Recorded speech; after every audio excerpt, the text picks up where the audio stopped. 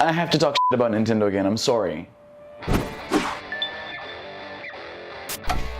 So, Nintendo recently announced we're getting count them, 4 new, exciting new retro titles being offered on Nintendo Switch Online. 2 NES and 2 SNES titles, to be precise. So for NES, we're getting Eliminator Boat Duo and Shadow of the Ninja. For SNES, we're getting the vertical scrolling shooter Poppin' Twin B and Smash Tennis. And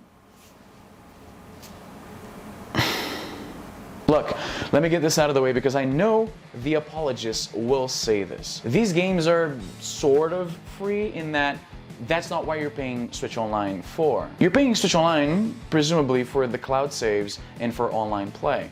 And the added retro games are a bit of a cherry on top type situation. So, and it is very, very affordable. I know that that's a thing, that's the sticking point that people who defend Nintendo's outdated practices always bring up. Like, it's so, to the point where they come short of accusing critics of being cheap. Like, it's just like, what is it, like $20 a year? Like, why do you care? It's just a few extra games for your money, right? Like, it's not gonna break anyone's bank. Yes, I'll give you those points because that's the only points you have.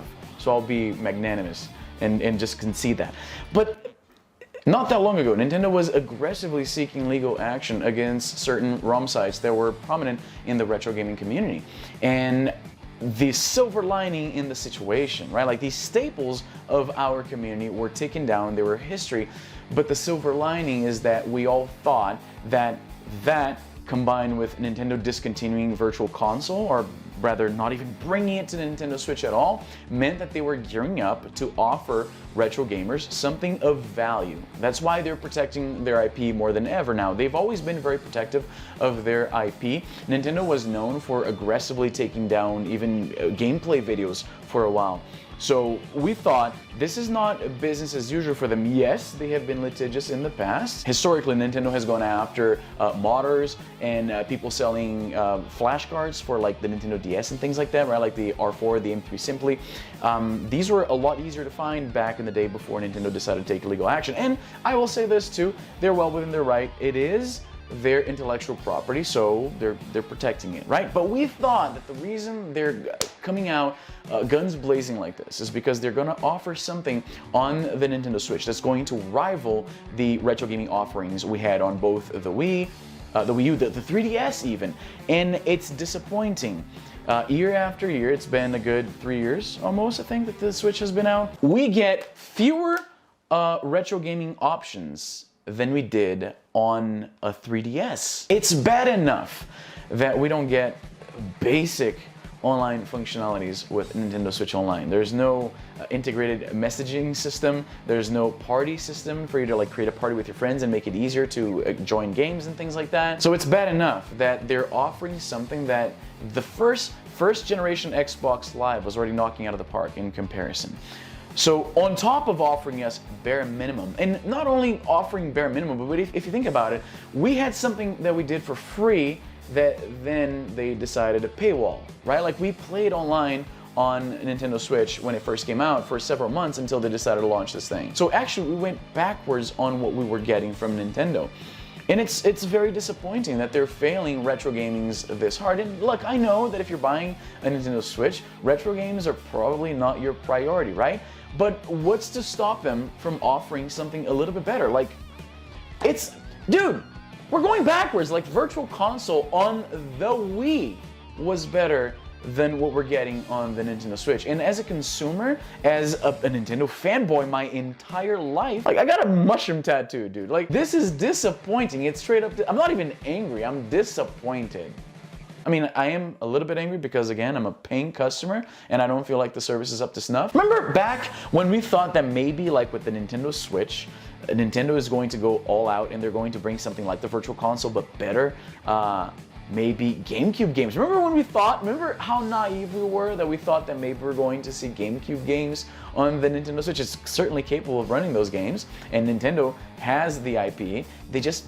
Maybe they're gonna save bringing better consoles for Nintendo Switch Online in the 1 year mark, like when people have to renew. And look, if you're going to stick with this piecemeal approach, and it's been like 3 months since they added new games, which they announced when they brought SNES titles. Finally, they said we're not going to be sticking with a steady release schedule of games. So right then and there, I knew, at least, and I imagine you guys knew as well, if the previous drop feed rate of games being added to Nintendo Switch, if that was bad enough, imagine now when they're saying, yeah, there's not going to be a release schedule anymore. We're going to put games out when we put games out. Fine, if you want to stick with that, okay. But at least give us something a little bit better than... Look, I know that apparently Poppin' Tween Bee is a beloved game, but where's Donkey Kong Country? Where's Earthbound, for that matter? And yes, I know that some people think that Rare owns Donkey Kong Country, and that's why they can't put it on a Nintendo system without working out some deal with them. That's not true. Rare was a contractor when they made Donkey Kong Country. It's not the IP is not owned by them, and besides, that didn't stop Nintendo before, remember? So at this point, like, I don't understand. I know Nintendo is through and through a Japanese company. They are loved the world over, but they are through and through a Japanese company, right? So I have to assume, like many of their decisions, this is born out of the fact that maybe Japanese audiences aren't super crazy about playing retro games on the Switch. I don't know what the...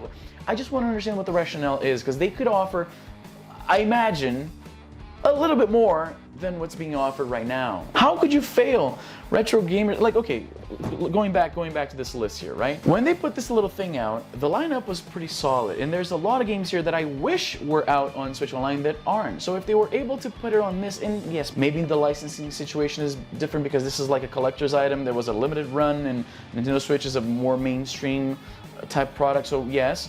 But there are some games here, some Nintendo-owned games here, that I see no reason why they're not on Switch Online. And most frustrating of all is the pushback I get every time I bring this up with like the super hardcore Nintendo fanboys. And again, I'm a Nintendo guy myself, don't get me wrong, but I can't excuse poor practices like this, like anti-consumer practices. When I had a product that came out before and offered me a great selection of retro games, and then I bought the newest, the latest and greatest, and I get less than what I was getting before, Nintendo had a solid foundation to build upon with the Virtual Console.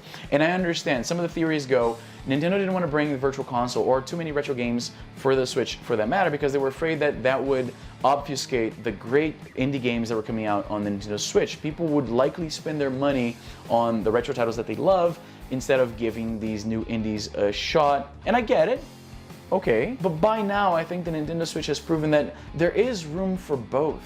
And bring us Earthbound, for crying out loud. Like, why? God damn it. Hell, can I get some GBA games up in this piece while we're at it? I want to replay Advance Wars on the TV. I know it probably is going to look like ass, but what's the holdup? Seriously.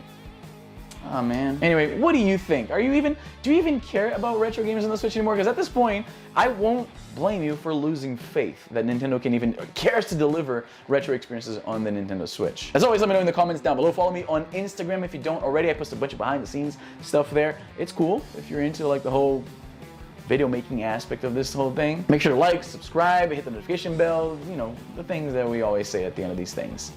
And that's all the time I have for today. I'm Izzy and I'm done.